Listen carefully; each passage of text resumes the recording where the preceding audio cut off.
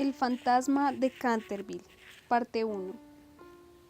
Cuando el ministro de América, Mr. Hiram B. Otis, compró el castillo de Canterville, todo el mundo le dijo que cometía una gran tontería, porque en la finca había duendes.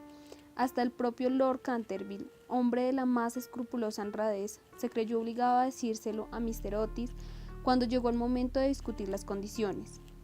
Nosotros mismos, dijo Lord Canterville, nos hemos resistido totalmente a habitar este lugar desde la época en que mi tía abuela, la duquesa de Bolton, perdió el conocimiento, accidente del que nunca llegó a reponerse del todo, a causa del espanto que experimentó al sentir que 2 manos de esqueleto se posaban sobre sus hombros mientras se vestía para cenar.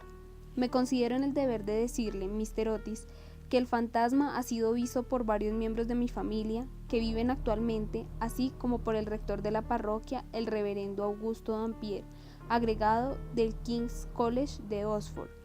Tras el penoso accidente ocurrido a la duquesa, ninguna de las doncellas quiso quedarse en casa, y Lady Canterville no pudo ya conciliar el sueño a causa de los ruidos misteriosos que llegaban del pasillo y de la biblioteca. Milord, respondió el ministro, adquiriré el inmueble y el fantasma bajo inventario. Llego de un país moderno en el cual podemos obtener todo cuanto el dinero puede proporcionar, y esos muchachos nuestros, jóvenes y avispados, que recorren de parte a parte el viejo continente, que se llevan los mejores actores que ustedes tienen y sus mejores cantantes, estoy seguro de que si aún queda un verdadero fantasma en Europa, vendrán a buscarlo inmediatamente para colocarlo en uno de nuestros museos públicos o para pasearlo por los caminos mostrándolo como un fenómeno. Me temo que el fantasma existe, dijo Lord Canterville sonriendo, aunque quizás se resista a las ofertas de los osados empresarios de su país. Hace ya más de 3 siglos que se tiene noticia de él. Data precisamente de 1574 y no deja nunca de mostrarse cuando está a punto de ocurrir alguna defunción en la familia. Bah, los médicos de cabecera tienen la misma costumbre, Lord Canterville. Amigo mío, no puede ser cierta la existencia de un fantasma, y no creo que las leyes de la naturaleza admitan excepciones en favor de la aristocracia inglesa. No puede dudarse de los naturales que son ustedes en América, dijo Lord Canterville, que no terminaba de entender la última observación de Mr. Otis. Ahora bien, si la idea de tener un fantasma en casa le es a usted agradable, mejor que mejor. Recuerde tan solo que yo le previne. Unas semanas más tarde se cerró el trato, y a fines de temporada el ministro y su familia emprendieron el viaje hacia Canterville. Mistress Otis, de soltera, Miss Lucrecia de Retapan, con domicilio en la calle West 52, había sido una celebrada beldad de Nueva York, y era todavía una mujer guapísima de mediana edad, con unos hermosos ojos y un perfil delicado. Algunas damas americanas, al abandonar su país natal, adoptan actitudes de persona atacada por alguna enfermedad crónica, pues se imaginan que es uno de los sellos de distinción en Europa, pero Mistress Otis nunca llegó a caer en tan profundo error. Tenía una naturaleza muy fuerte y estaba dotada de gran vitalidad. Para ser exactos, diremos que se sentía inglesa bajo numerosos aspectos, y hubiese sido capaz de romper una lanza sosteniendo la tesis de que todo lo tenemos en común con América hoy día, exceptuando la lengua, por supuesto. Su hijo mayor, a quien sus padres en un momento de exaltación patriótica bautizaron con el nombre de Washington, cosa que él no dejaba de lamentar, era un muchacho rubio, bastante agraciado, que se había erigido en candidato a la diplomacia dirigiendo un cotillón en el casino de Newport durante 3 temporadas seguidas, y aún en Londres se le consideraba un bailarín excepcional. No tenía más que 2 debilidades, las gardenias y la nobleza. Exceptuando eso, era perfectamente sensato. Miss Virginia E. Otis era una muchachita de 15 años, esbelta y agraciada como un cervatillo, con una bonita expresión despreocupada en sus grandes ojos azules.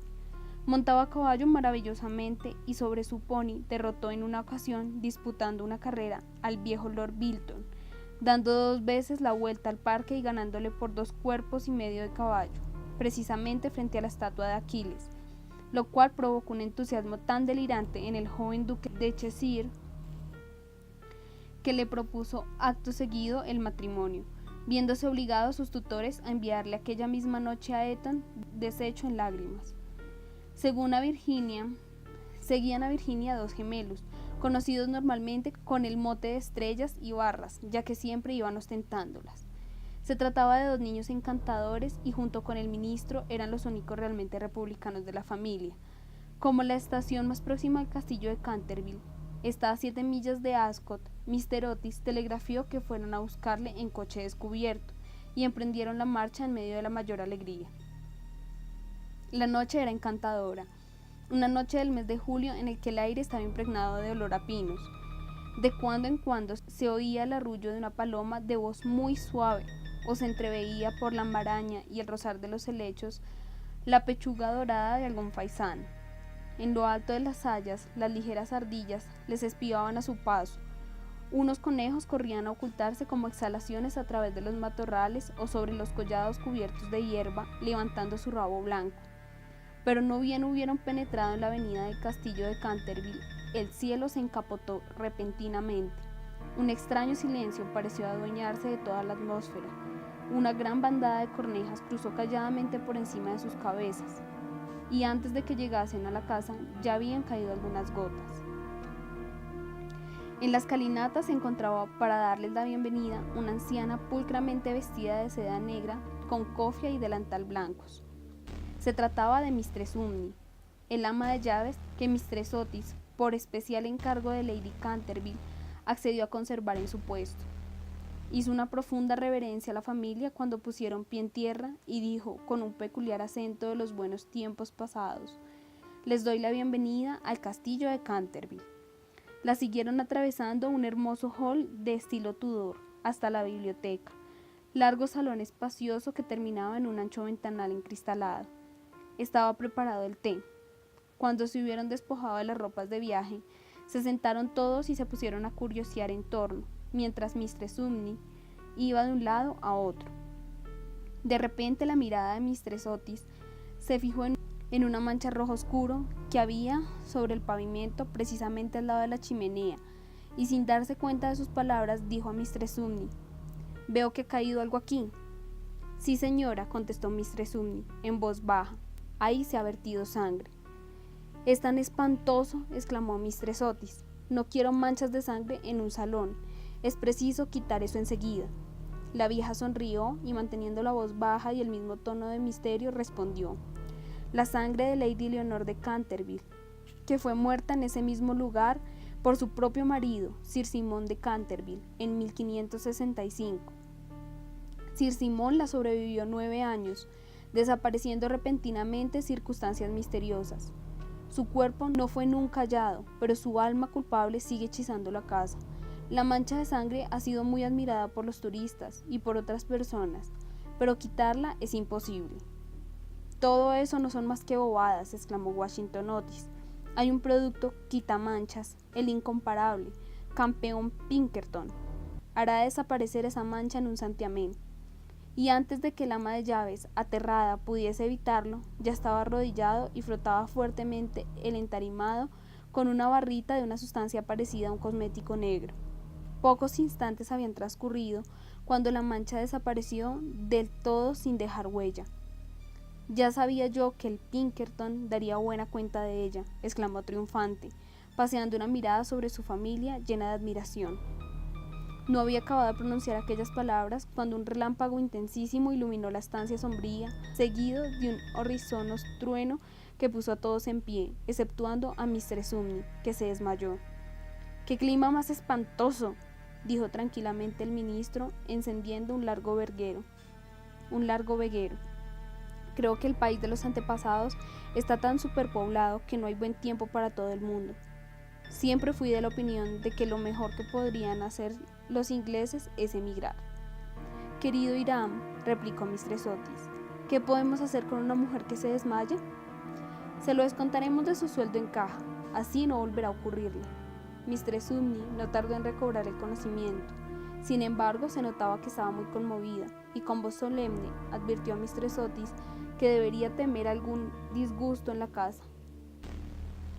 «Señores, he presenciado unas cosas que pondrían de punta los pelos a cualquier cristiano, y durante noches y noches no he podido conciliar el sueño a causa de los hechos terribles que ocurrían».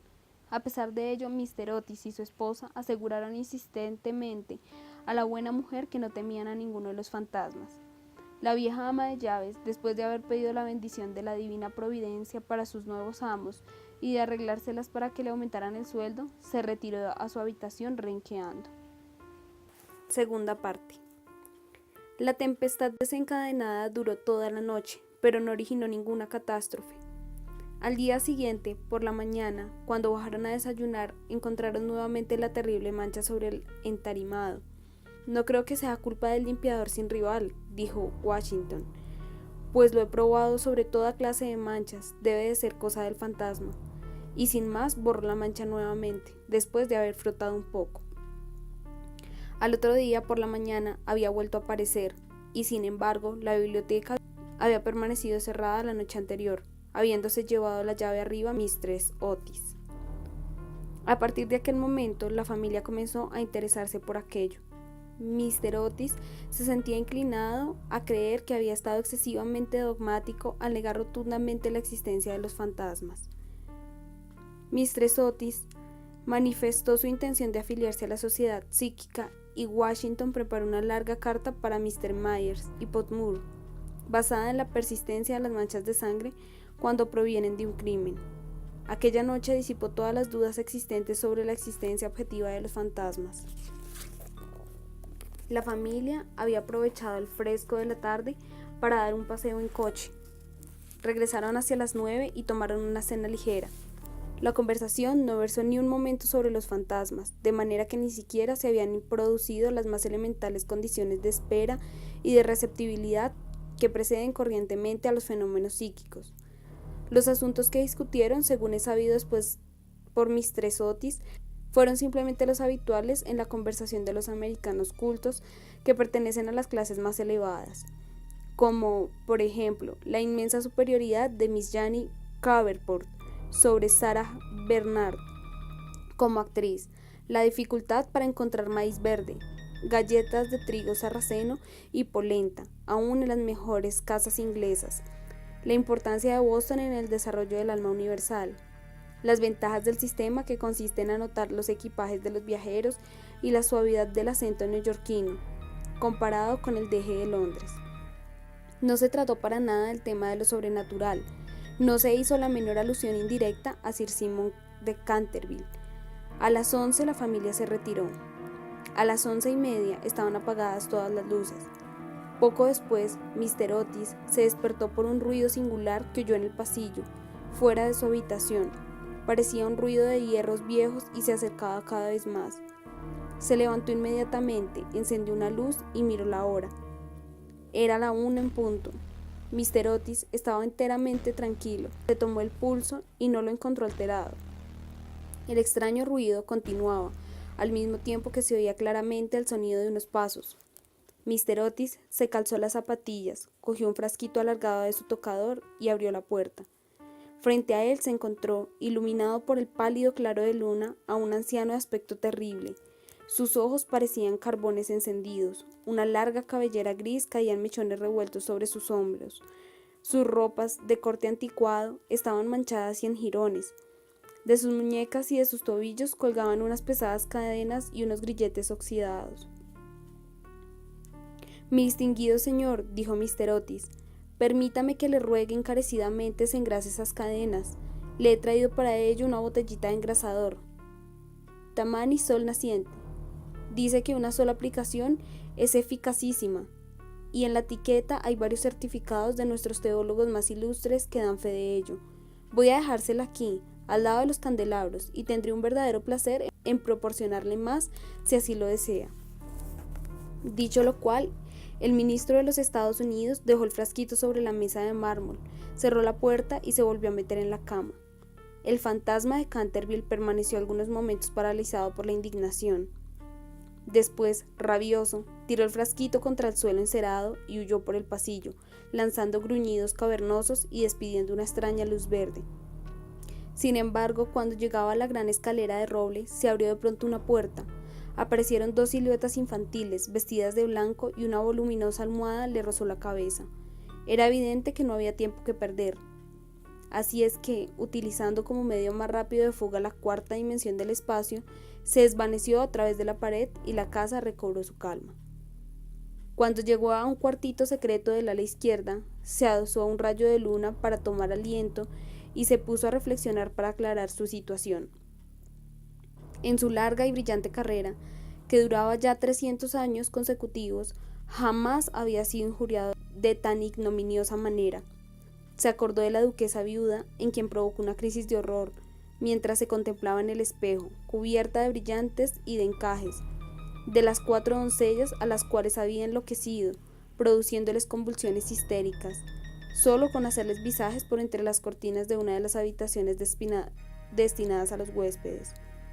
Del rector de la parroquia, cuya vela apagó de un soplo cuando regresaba el buen señor de la biblioteca a una hora avanzada, y que desde entonces se convirtió en mártir de toda clase de alteraciones nerviosas, de la vieja señora de Tremoillac, que al despertarse a medianoche le vio sentado en un sillón al lado de la chimenea, en forma de esqueleto, entretenido en leer el diario que ella redactaba de su vida, y que de resultas de la impresión tuvo que guardar cama durante 6 meses, víctima de un ataque cerebral. Una vez curada, se reconcilió con la iglesia y rompió toda clase de relaciones con el señalado escéptico Monsieur de Voltaire.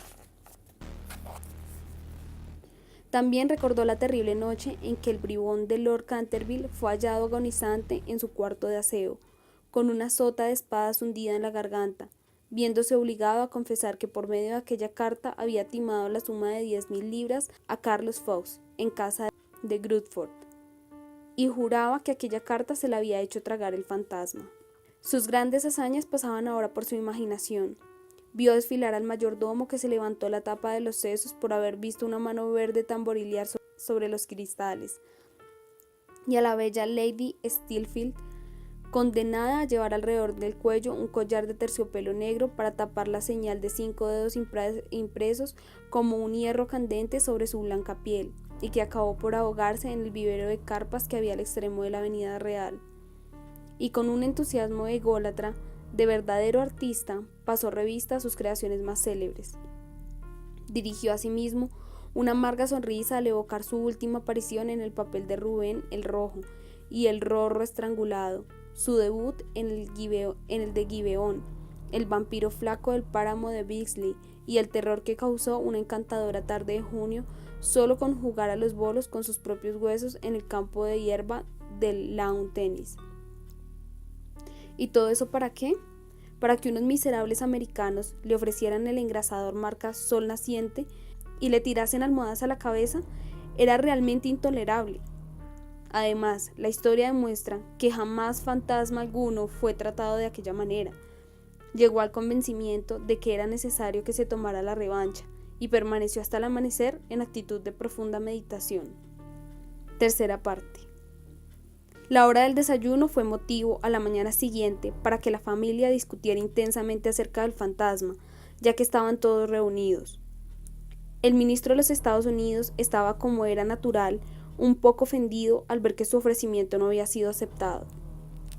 No quisiera de ninguna manera injuriar personalmente al fantasma, dijo, y reconozco que dada la larga duración de su presencia en la casa, no ha sido nada cortés tirarle una almohada a la cabeza.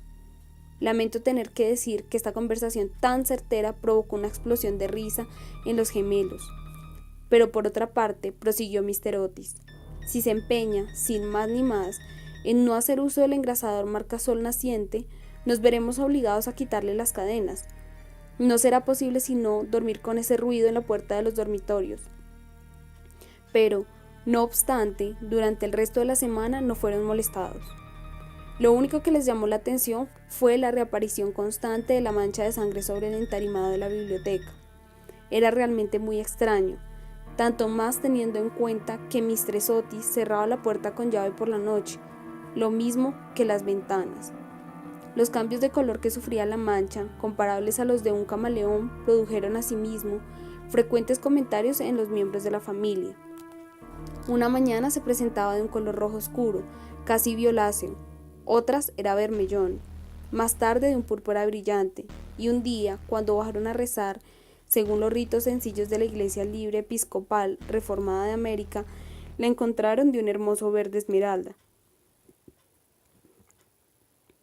Como es lógico, estos cambios caleidoscópicos regocijaron en grande a la reunión y se hacía apuestas todas las noches con absoluta tranquilidad.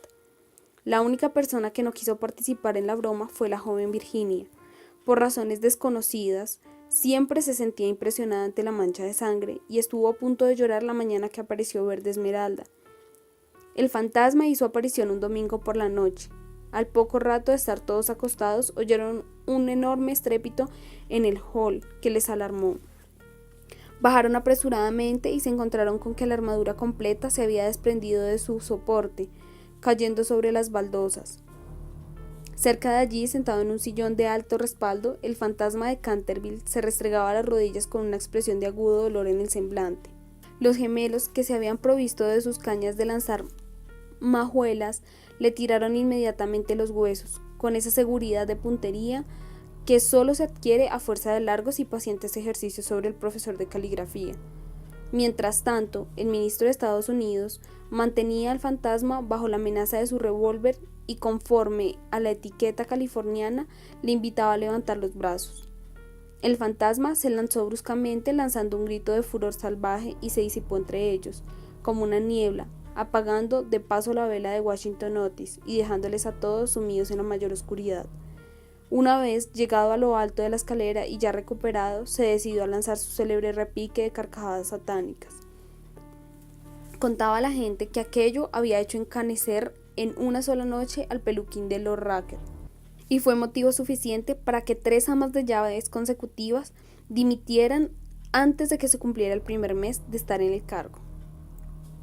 Por consiguiente, lanzó su más escalofriante carcajada, despertando paulatinamente los ecos de las antiguas bóvedas, pero extinguidos estos, se abrió una puerta y apareció, vestida de azul claro, Mistress Otis. «Me temo», dijo la dama, «que se encuentre usted indispuesto y le traigo un frasco de la tintura del doctor Dobell. Si se trata de una indigestión, esto le sentará muy bien». El fantasma la miró con ojos llameantes de furor y se creyó en el deber de metamorfosearse en un gran perro negro.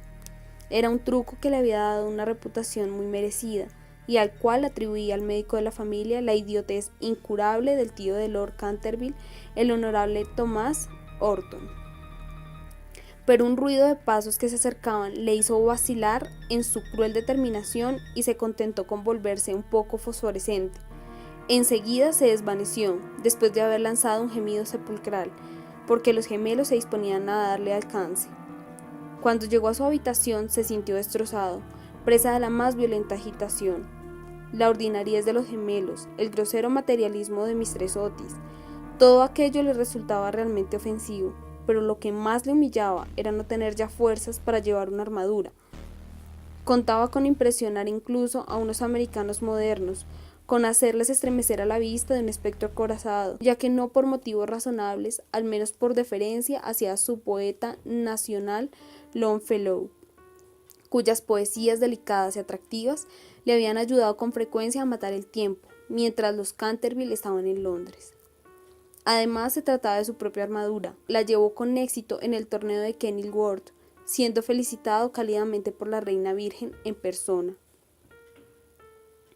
Pero cuando quiso ponérsela, quedó aplastado por completo por el peso de la enorme coraza y del yelmo de acero, y se desplomó pesadamente sobre las baldosas de piedra, desollándose las rodillas y contusionándose la muñeca derecha. Durante varios días se encontró muy malo y no pudo salir de su morada más que lo estrictamente necesario para mantener la mancha de sangre en buen estado. A pesar de todo, logró restablecerse a fuerza de cuidados y decidió intentar por tercera vez aterrorizar a la familia del ministro. Para su reaparición eligió un viernes, 17 de agosto, consagrando gran parte del día a pasar revista a sus trajes. Su elección recayó, al fin, en un sombrero de ala levantada por un lado y caída por el otro, con una pluma roja, en un sudario deshilachado por las mangas y el cuello, y por último en un puñal mohoso. Al atardecer estalló una gran tormenta. El viento era tan fuerte que sacudía y cerraba violentamente las puertas y las ventanas de la vetusta mansión.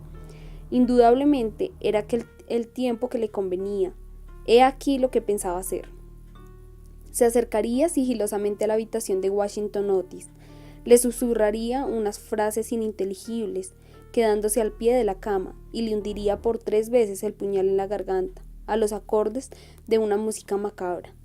Odiaba principalmente a Washington, porque sabía perfectamente que era él quien acostumbraba a quitar la famosa mancha de Canterville, usando el limpiador incomparable de Pinkerton. Cuando hubiera reducido al despreocupado, al temerario joven, entraría en la habitación que ocupaba el ministro de los Estados Unidos y su mujer. Una vez allí colocaría una mano viscosa sobre la frente de Mistress Otis y al mismo tiempo murmuraría con voz sorda al oído del ministro tembloroso los secretos terribles del osario. En cuanto a la pequeña Virginia, aún no había decidido nada. Nunca le había insultado, era bonita y cariñosa. Unos cuantos gruñidos sordos saliendo del armario sería más que suficiente, y si no bastaba para despertarla, llegaría hasta tirarla de la punta de la nariz con sus dedos rígidos por la parálisis. A los gemelos estaba firmemente decidido a darles una buena lección. Lo primero que haría sería sentarse sobre sus pechos con objeto de producirles la sensación de una pesadilla. Luego, aprovechando que sus camas estaban muy juntas, se alzarían el espacio que quedaba libre entre ellas con el aspecto de un cadáver verde y frío como el hielo, hasta que quedasen paralizados por el terror. Enseguida, tirando bruscamente su sudario, daría la vuelta al dormitorio a 4 patas, como un esqueleto blanqueado por el tiempo, moviendo los ojos en sus órbitas en su creación de Daniel el Mudo, o el esqueleto de Suicida. Papel en el cual hizo un gran efecto en varias ocasiones. Creía estar tan bien en ese papel como en el otro de Martín el Demente o el misterioso enmascarado. A las 10:30 oyó que la familia subía a acostarse. Durante unos momentos le produjeron inquietud las tempestuosas carcajadas de los gemelos, que se divertían evidentemente con su loca alegría de colegiales antes de meterse a la cama. Pero a las 11:15 todo quedó nuevamente en silencio, y cuando sonaron las 12 se puso en camino. La lechuza chocaba contra los cristales de la ventana, el cuervo se encontraba en el hueco de un tejo centenario y el viento gemía vagando alrededor de la casa como un alma en pena, pero la familia Otis dormía sin sospechar la suerte que les esperaba. Oía perfectamente los ronquidos regulares del ministro de los Estados Unidos, que dominaban el ruido de la lluvia y de la tormenta. Se deslizó furtivamente a través del zócalo. Una perversa sonrisa se dibujaba en su boca cruel y arrugada, y la luna ocultó su rostro tras una nube cuando pasó por delante de la gran ventana ojival sobre la que estaban representadas en azul y oro sus propias armas y las de su esposa asesinada. Continuaba andando, deslizándose como una sombra funesta que parecía hacer retroceder de espanto a las mismas tinieblas a su paso. Hubo un momento que le pareció oír que alguien le llamaba. Se detuvo, pero se trataba de un perro que ladraba en la granja roja. Prosiguió su marcha refunfuñando extrañas interjecciones del siglo XVI y blandiendo de vez en cuando el puñal enmohecido en el aire de la medianoche. Por fin llegó a la esquina del pasillo que conducía a la habitación del infortunado Washington. Allí un pequeño alto. El viento agitaba en torno de su cabeza sus mechones largos y grises y ceñía, en pliegues grotescos y fantásticos, el indecible horror del fúnebre sudario. Entonces sonó en el reloj el 4. Comprendió que había llegado el momento. Lanzó una risotada para sí mismo y dio la vuelta al pasillo, pero apenas lo había hecho cuando retrocedió lanzando un gemido lastimero de terror y escondiendo su cara lívida entre sus largas y huesudas manos. Frente a él se hallaba un horrible espectro, inmóvil como una estatua, monstruoso como una pesadilla de un enajenado mental. La cabeza del espectro era pelada y reluciente, su cara redonda, carnosa y blanda. Una risa horrorosa parecía retorcer sus rasgos en una mueca eterna. Por los ojos brotaba a oleadas una luz roja. La boca tenía el aspecto de un ancho pozo de fuego y una ropa horrible, como la de él, como la del propio Simón, envolvía con su hielo silencioso aquella forma gigantesca. Sobre el pecho tenía colgado un cartel con una inscripción en caracteres extraños antiguos. Quizás se trataba de un rótulo infame, donde estaban escritos delitos espantosos, una terrible lista de crímenes. Tenía, por último, en su mano derecha, una cimitarra de acero resplandeciente. Como no había visto nunca fantasmas hasta aquel momento, sintió un pánico terrible, y después de lanzar a toda prisa una segunda mirada sobre el monstruo atroz, regresó a su habitación, tropezando con el sudario que le envolvía. Cruzó corriendo la galería y acabó por dejar caer el puñal enmohecido en las botas de montar del ministro, donde lo encontró el mayordomo al día siguiente. Una vez refugiado en su retiro, se desplomó sobre un reducido catre de tijera, tapándose la cabeza con las sábanas. Pero al cabo de un momento, el valor indomable de los antiguos Canterville se despertó en él y tomó la decisión de hablar al otro fantasma en cuanto amaneciese. Así pues, no bien el alba puso tintes rosados sobre las colinas, volvió al sitio en que había visto por primera vez al horroroso fantasma. Pensaba que, después de todo, dos fantasmas podían valer más que uno y que, con la ayuda de su nuevo amigo, podría contender victoriosamente con los gemelos. Pero cuando llegó al lugar en el que lo había visto, se halló en presencia de un espectáculo terrible. Algo le sucedía al espectro, porque la luz había desaparecido por completo de sus órbitas. La cimitarra centelleante se había caído de su mano y estaba recostada en la pared, en una actitud forzada e incómoda. Simón se precipitó hacia adelante y le cogió en sus brazos, pero cuál no sería su terror al ver despegarse la cabeza y rodar por el suelo, mientras el cuerpo tomaba la posición supina, y notó que abrazaba una cortina blanca de lienzo grueso, y que yacía a sus pies una escoba, un machete de cocina y una calabaza vacía. Sin poder comprender aquella curiosa transformación, cogió con mano febril el cartel, leyendo a la claridad grisácea del amanecer estas palabras terribles: Este es el fantasma Otis, el único espectro auténtico y real. Desconfiad de las imitaciones, todos los demás están falsificados. Como un relámpago se le apareció la verdad. Había sido burlado, escarnecido, engañado. La forma de expresión característica de los Canterville reapareció en su mirada.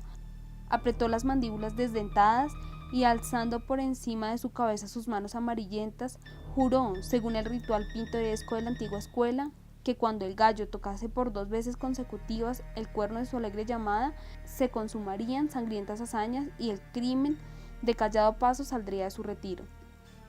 No había terminado de formular este terrible juramento cuando de una alquería lejana, de tejado de ladrillo rojo, subió el canto de un gallo.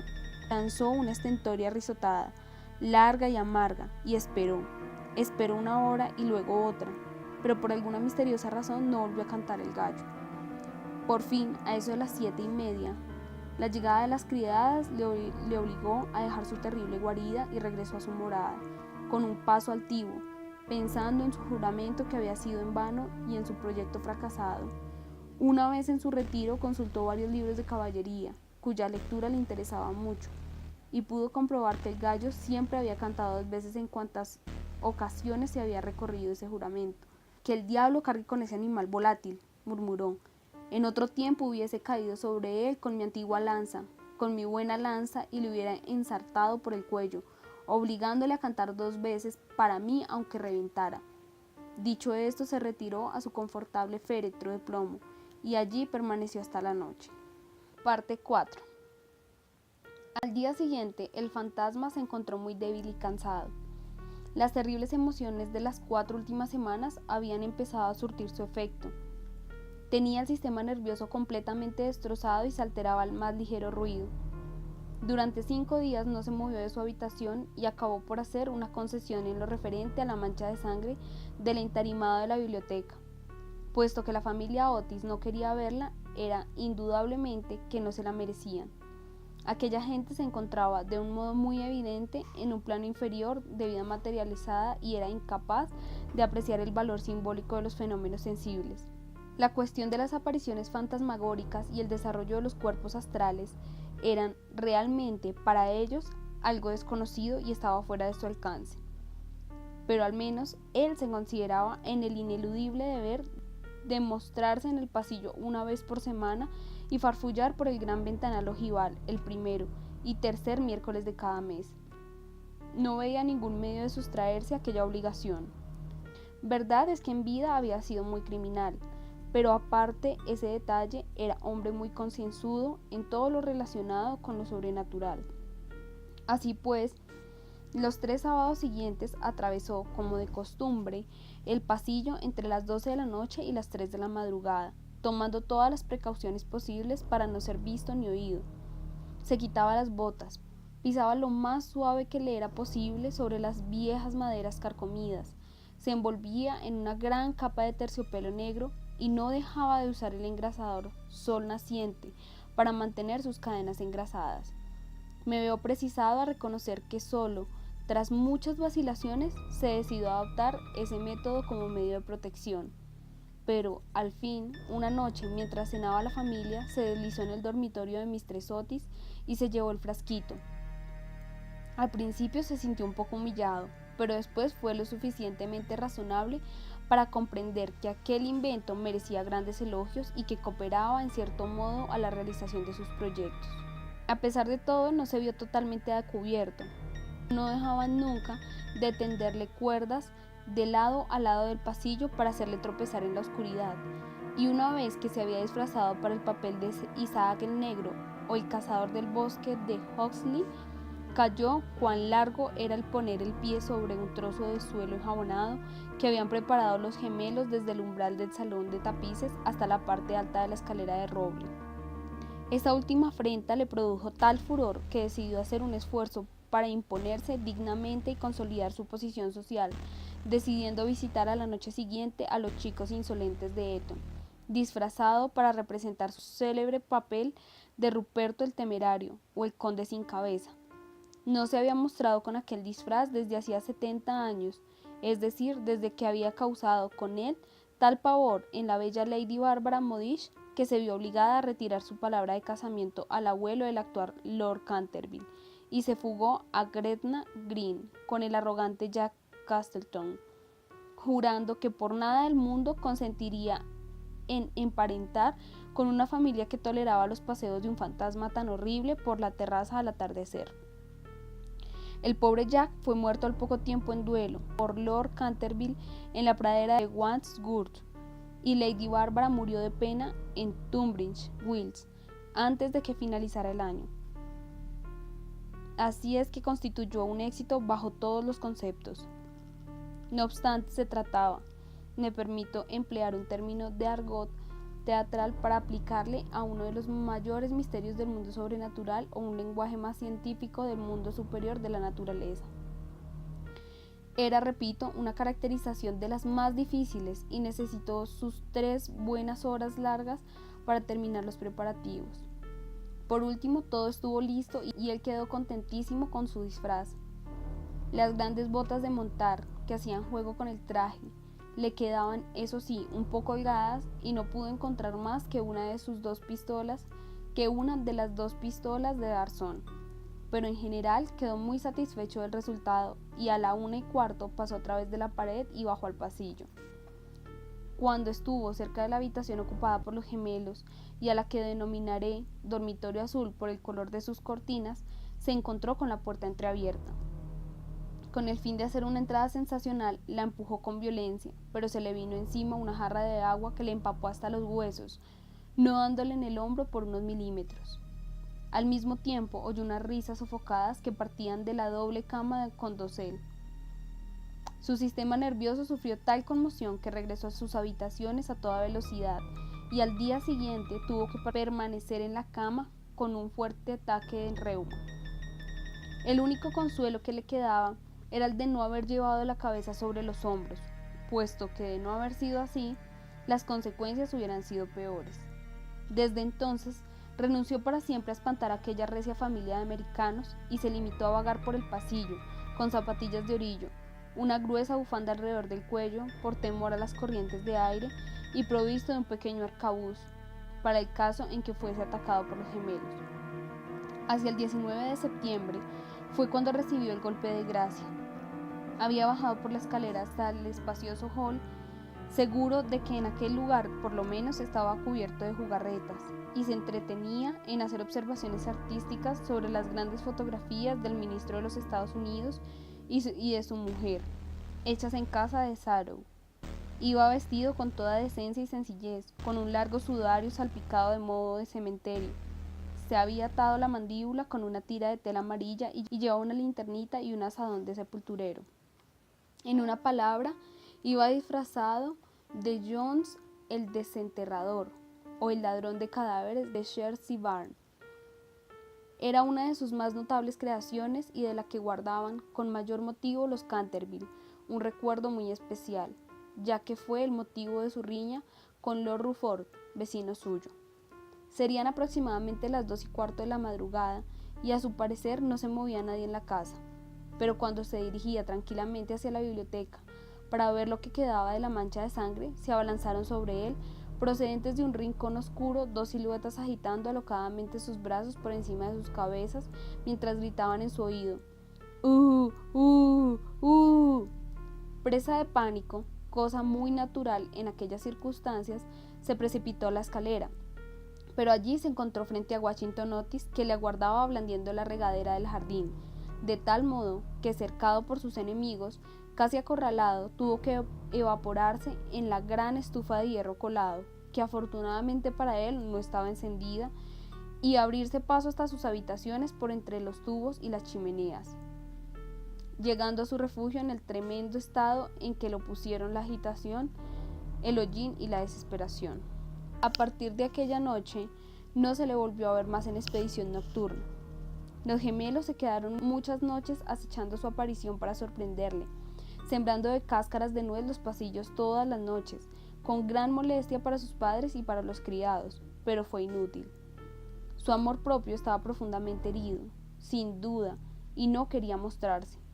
En vista de ello, Mr. Otis se puso a trabajar en su gran obra sobre la historia del Partido Demócrata, obra que había empezado 3 años antes. Mistress Otis organizó un clam bake extraordinario del que se habló en toda la comarca. Los niños se dedicaron a jugar a la barra, al écarté, al póker y a otras diversiones nacionales de América. Virginia dio paseos a caballo por las carreteras, en compañía del joven duque de Cheshire, que se encontraba en Canterville pasando su última semana de vacaciones. Todo el mundo se imaginaba que el fantasma había desaparecido hasta el punto de que Mr. Otis escribió una carta a Lord Canterville para comunicárselo, y recibió en contestación otra carta en la que le testimoniaba el placer que le producía la noticia y enviaba sus más sinceras felicitaciones a la digna esposa del ministro. Pero los Otis se equivocaban. El fantasma continuaba en la casa y, aunque se hallara muy delicado, no se encontraba dispuesto a retirarse, sobre todo después de saber que figuraba entre los invitados el joven duque de Cheshire, cuyo tío, Lord Francis Stilton, apostó una vez con el coronel Carbury a que jugaría a los dados con el fantasma de Canterville.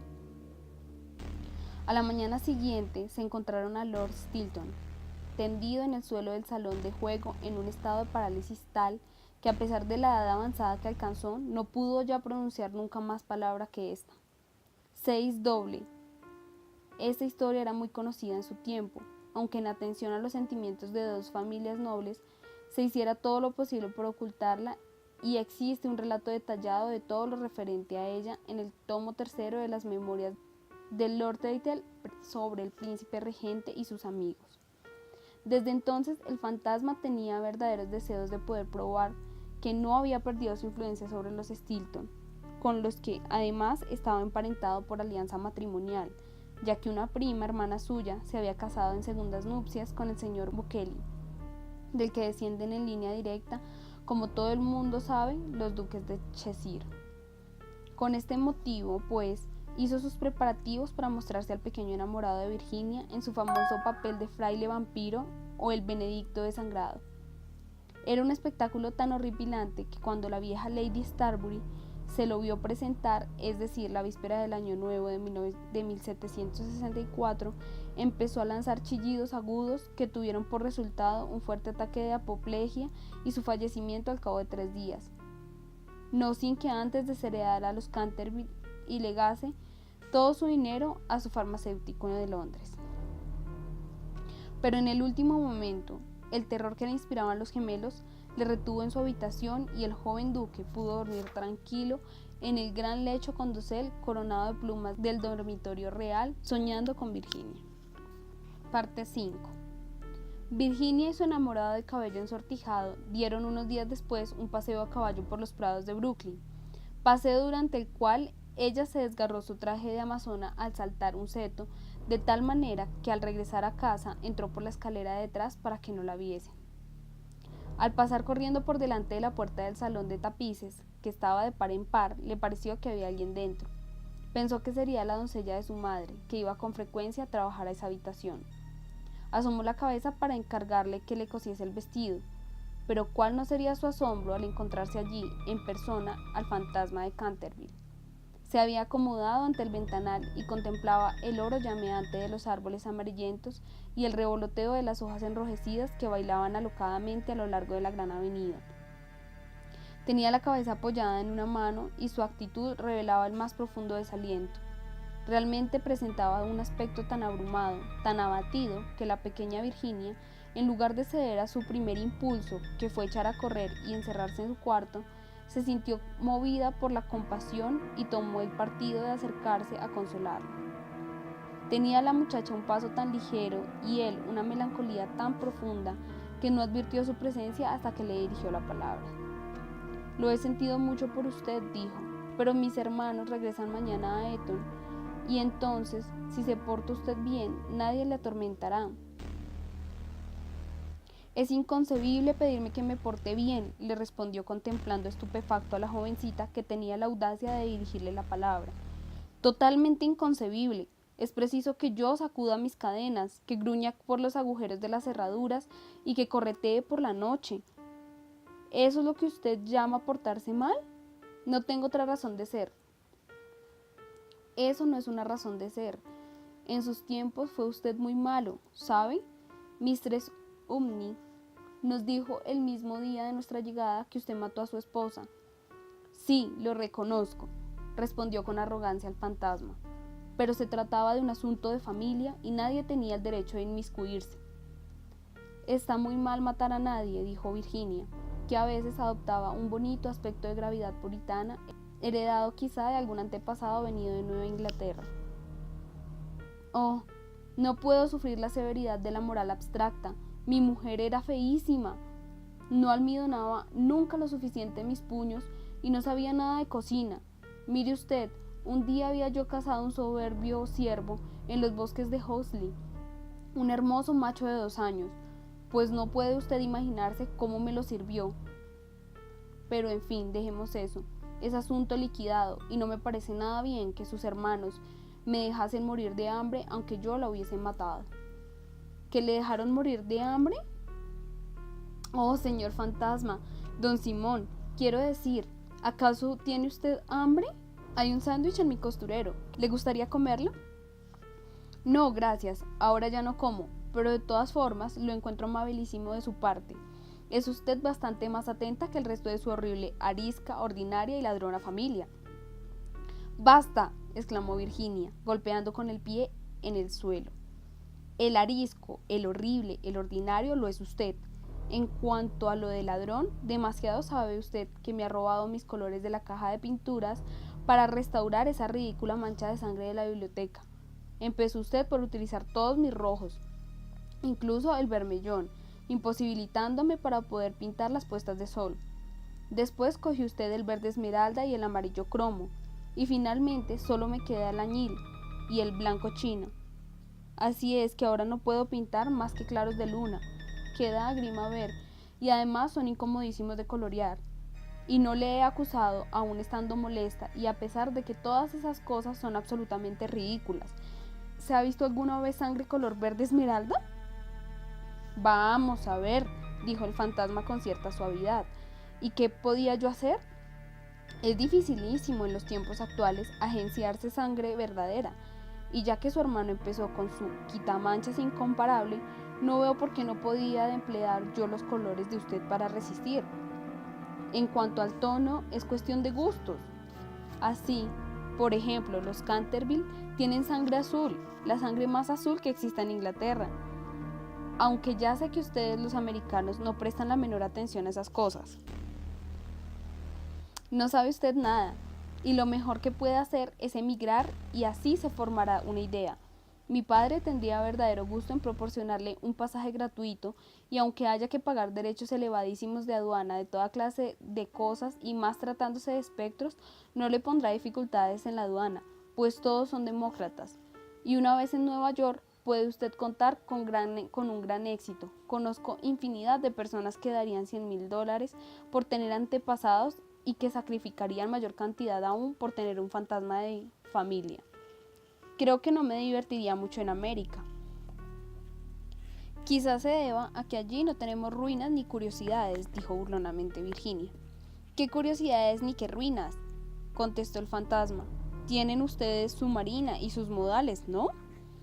Buenas noches. Voy a pedir a papá que conceda a los gemelos una semana más de vacaciones. No se vaya, Miss Virginia, se lo ruego, exclamó el fantasma. Estoy tan solo y soy tan desgraciado que no sé qué hacer. Quisiera ir a acostarme y no puedo. Pues es inconcebible, no tiene usted más que meterse en la cama y apagar la luz. Algunas veces es dificilísimo permanecer despierto, sobre todo en una iglesia, pero, en cambio, dormir es muy sencillo.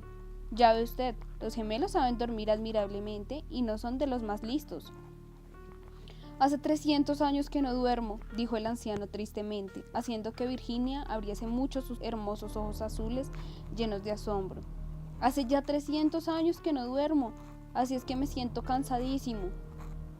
Virginia adoptó un grave continente, y sus finos labios se movieron como pétalos de rosa. Se acercó y arrodillándose al lado del fantasma, contempló su rostro envejecido y arrugado. Pobrecito fantasma, profirió a media voz, ¿y no hay ningún sitio donde pueda usted ir a dormir? Allá, lejos, pasado el pinar, respondió él con voz baja y soñadora. Hay un jardincillo, la hierba crece en él alta y espesa, y allí pueden verse las grandes estrellas blancas de la cicuta. Allí el ruiseñor canta toda la noche, y la luna de cristal helado deja caer su mirada y el tejo extiende sus brazos de gigante sobre los durmientes.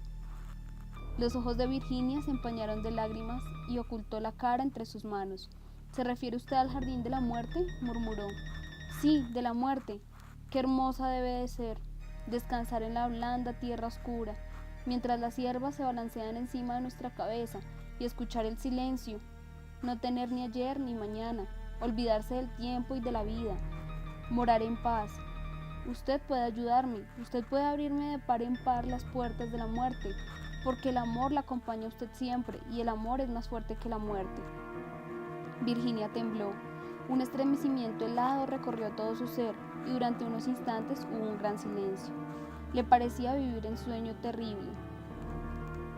Entonces el fantasma habló nuevamente con una voz que resonaba como los suspiros del viento. ¿Ha leído usted alguna vez la antigua profecía que hay sobre las vidrieras de la biblioteca? Oh, muchas veces, exclamó la muchacha mirándole. La conozco muy bien, está pintada con unas curiosas letras doradas y se lee con dificultad. No tiene más que estos 6 versos. Cuando una joven rubia logra hacer brotar una oración de los labios del pecador, cuando el almendro, estéril, dé fruto y una niña deje correr su llanto, entonces toda la casa recobrará la tranquilidad y volverá la paz a Canterville. Pero no sé lo que quiere decir. Quiere decir que usted tiene que llorar conmigo mis pecados, porque yo no tengo lágrimas, y que tiene usted que rezar conmigo por mi alma, porque no tengo fe, y entonces, si ha sido usted siempre dulce, buena y cariñosa, el ángel de la muerte se apoderará de mí. Verá usted seres terribles en las tinieblas, y voces funestas escucharán sus oídos, pero no podrán hacerle ningún daño, porque contra la pureza de una niña no pueden nada las potencias infernales. Virginia no contestó, y el fantasma se retorció las manos preso de la desesperación, sin dejar de mirar la rubia cabeza inclinada. De pronto se irguió la joven, muy pálida, con un fulgor extraño en los ojos. No tengo miedo, dijo con voz firme, y rogaré al ángel que se apiade de usted. Se levantó el fantasma de su asiento lanzando una débil exclamación de alegría. Cogió la rubia cabeza entre sus manos con una gentileza que recordaba los tiempos pasados, y la besó. Sus dedos estaban fríos como el hielo y sus labios abrasaban como el fuego, pero Virginia no desmayó en su propósito. Después la hizo atravesar la estancia sombría. Sobre el tapiz de un verde apagado estaban bordados unos pequeños cazadores. Soplaban en sus cuernos adornados de flecos y con sus lindas manos hacían señales para que retrocediese. «Vuelve sobre tus pasos, Virginia. Vete, vete», gritaban. Pero el fantasma le sujetaba en aquel momento la mano con más fuerza y ella cerró los ojos para no verlos. Horribles animales con colas de lagarto y ojos saltones parpadearon maliciosamente en las esquinas de la chimenea, mientras le decían en voz baja: «Ten cuidado, Virginia, ten cuidado, quizá no volvamos a verte». Pero el fantasma apresuró entonces el paso y Virginia no volvió a oír nada. Cuando llegaron al extremo de la estancia, el viejo se detuvo murmurando unas palabras que ella no comprendió. Volvió Virginia a abrir los ojos y vio disiparse el muro lentamente como una neblina y abrirse ante ella una negra caverna. «¡Deprisa, deprisa!», gritó el fantasma, «o será demasiado tarde». Y en el momento, el muro se cerró de nuevo tras ellos y el salón de tapices quedó desierto. Parte 6. Cuando tocó la campana 10 minutos más tarde para el té, Virginia no bajó. Mistress Otis envió a uno de los criados a buscarla. No tardó en volver diciendo que no había podido encontrar a Miss Virginia en ningún sitio. Mistress Otis no se inquietó, pues sabía que Virginia tenía la costumbre de salir todas las tardes al jardín a coger flores para la cena. Pero dieron las 6 y siguió sin aparecer. A partir de entonces, su madre comenzó a experimentar inquietud y envió a sus hijos en su busca, mientras ella y su marido recorrían todas las habitaciones de la casa. A las 6:30 regresaron los gemelos diciendo que no habían encontrado ninguna huella de su hermana. Entonces se produjo una gran confusión en todos y ninguno sabía qué hacer. Cuando Mr. Otis recordó de pronto que pocos días antes había dado permiso a una tribu de gitanos para que acampasen en el parque. Por consiguiente, salió inmediatamente para Blackfell Hollow, acompañado por su hijo mayor y 2 criados de la granja. El joven duque de Cheshire, desquiciado por la inquietud, rogó con insistencia a Mr. Otis que le permitiese acompañarle, pero éste se negó, temiendo que hubiese algún jaleo. Pero al llegar al lugar donde habían acampado, vio que ya no había nadie. Se habían apresurado a huir sin lugar a dudas, pues el fuego ardía todavía y habían quedado algunos platos sobre la hierba. Después de mandar a Washington que registrase los alrededores junto con los 2 hombres, se apresuró a regresar y envió telegramas a todos los inspectores de policía del condado, rogándoles buscasen a una joven raptada por unos vagabundos o unos gitanos. Después mandó que le trajesen su caballo, y luego de insistir para que su mujer y sus hijos se sentasen a la mesa, partió con un lacayo por el camino de Ascot. Apenas llevaba recorridas un par de millas, cuando oyó un galope a su espalda. Se volvió y vio al joven duque que llegaba en su pony, con la cara sofocada y la cabeza descubierta. «Lo lamento de veras», le dijo el joven con la voz entrecortada, «pero me sería imposible probar bocado mientras Virginia no aparezca. Se lo ruego, no se enfade conmigo. Si hubiera permitido que nos casásemos el año pasado, esto no habría sucedido nunca. No me rechazará usted, ¿verdad? No puedo ni quiero irme». El ministro no pudo menos de sonreír a aquel guapo mozo atolondrado, muy conmovido ante la abnegación que mostraba hacia Virginia. Inclinándose sobre su caballo, le dio unos golpecitos cariñosos en el hombro y le dijo bondadosamente: «Pues bien, Cecil, ya que insiste usted en venir, no me queda más remedio que admitirle en mi compañía, pero eso sí, tengo que comprarle un sombrero en Ascot». «Al diablo los sombreros, lo que quiero es que aparezca Virginia», exclamó el joven duque, sonriendo. Y acto seguido se pusieron a galopar hasta llegar a la estación. Llegado allí, Mr. Otis preguntó al jefe si no había visto en el andén de salida a una joven cuyas señas correspondiesen a las de Virginia, pero no pudo averiguar nada. A pesar de ello, el jefe de estación expidió telegramas a las estaciones del trayecto, ascendentes y descendentes, y le prometió ejercer una vigilancia minuciosa. Enseguida, después de haber comprado un sombrero para el joven duque en una tienda de novedades que se disponía a cerrar, Mr. Otis cabalgó hasta Bexley. pueblo situado 4 millas más allá y que, según le dijeron, era muy frecuentado por los gitanos. Hicieron levantarse al guarda forestal, pero no obtuvieron de él ninguna información acerca de lo que les interesaba. Por lo cual, después de atravesar la plaza, los dos jinetes tomaron nuevamente el camino de regreso, llegando a Canterville hacia las 11, rendidos y con el corazón oprimido por la inquietud. Allí se reunieron con Washington y los gemelos, que les esperaban a la puerta con linternas, porque la avenida estaba muy oscura. No se había descubierto la menor huella de Virginia. Los gitanos fueron alcanzados en el prado de Brooklyn, pero la joven no se encontraba con ellos. Explicaron lo apresurado de su marcha, diciendo que habían equivocado el día en que había de celebrarse la feria de Chorlton, y que el temor de llegar tarde les había obligado a darse prisa. Además, se mostraron desconsolados por la desaparición de Virginia, pues dijeron le estaban muy agradecidos a Mr. Otis por haberles permitido acampar en su parque. 4 de los componentes se quedaron rezagados para participar en la búsqueda. Hicieron vaciar el estanque de las carpas, registraron la finca en todos los sentidos, pero con el mismo resultado negativo. Era ya una evidencia que Virginia estaba perdida, al menos por aquella noche, y con un gran abatimiento entraron en casa Mr. Otis y los jóvenes, seguidos del lacayo que llevaba de las bridas al caballo y al pony. En el hall se encontraron con el grupo de los criados llenos de terror. La pobre Mistress Otis se hallaba tumbada en un diván de la biblioteca, casi enloquecida por el espanto y la ansiedad, y la vieja ama de llaves le humedecía la frente con agua de colonia. Fue una comida tristísima. Apenas se hablaba y hasta los propios gemelos presentaban un aspecto despavorido y consternado, pues querían mucho a su hermano. Cuando terminaron, Mr. Otis, a pesar de los ruegos del joven duque, mandó a todo el mundo a la cama, ya que nada más podía hacerse durante la noche. Al día siguiente pensaba telegrafiar a Scotland Yard para que pusieran inmediatamente varios detectives a su disposición. Pero justo en el preciso momento en que salían del comedor, sonaron las 12 en el reloj de la torre.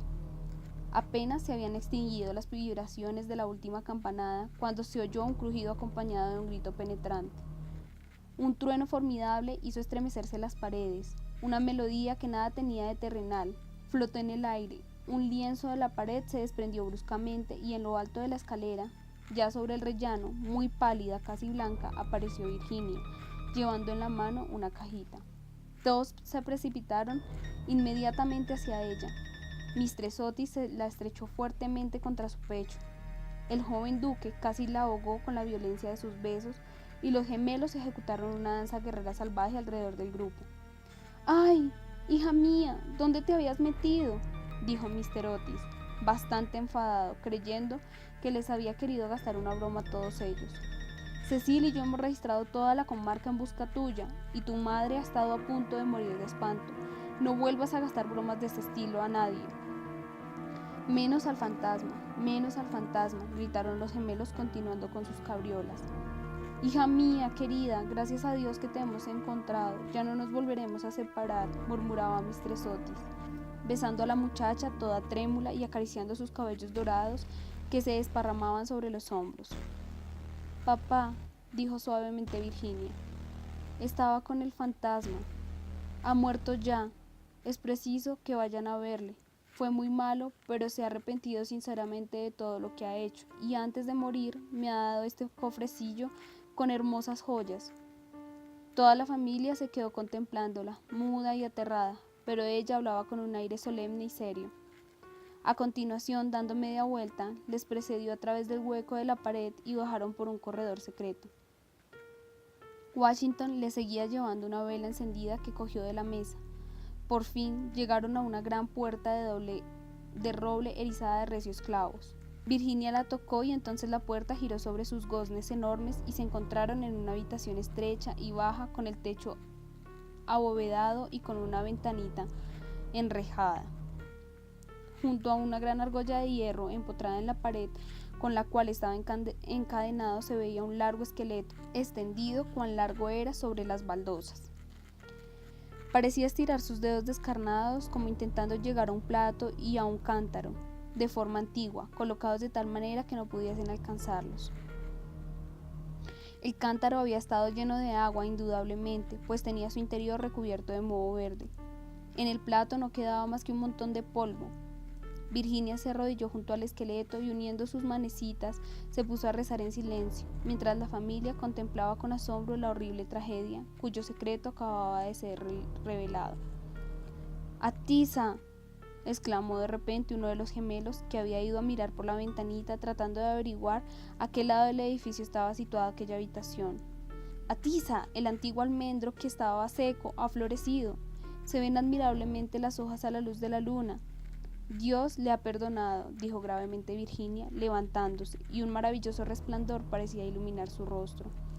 Eres un ángel, exclamó el joven duque, rodeándola el cuello con sus brazos y besándola. Parte 7. 4 días después de estos curiosos sucesos, hacia las 11 de la noche, salía un fúnebre cortejo del castillo de Canterville. La carroza iba tirada por 8 caballos negros, cada uno de los cuales llevaba adornada la cabeza con un gran penacho de plumas de avestruz que se balanceaban. El féretro de plomo iba cubierto con un rico paño de púrpura sobre el cual estaban bordadas en oro las armas de los Canterville. A cada lado de la carroza y de los coches marchaban los criados llevando antorchas encendidas. Aquella comitiva tenía un aspecto grandioso e impresionante. Lord Canterville presidía el duelo. Había venido del país de Gales expresamente para asistir al entierro y ocupaba el primer coche con la pequeña Virginia. Después iban el ministro de los Estados Unidos y su esposa, y detrás Washington y los 2 muchachos. En el último coche iba Mistress Umney. Todo el mundo estuvo de acuerdo en que después de haber sido atemorizada por el fantasma por espacio de más de 50 años, tenía realmente derecho a verle desaparecer para siempre.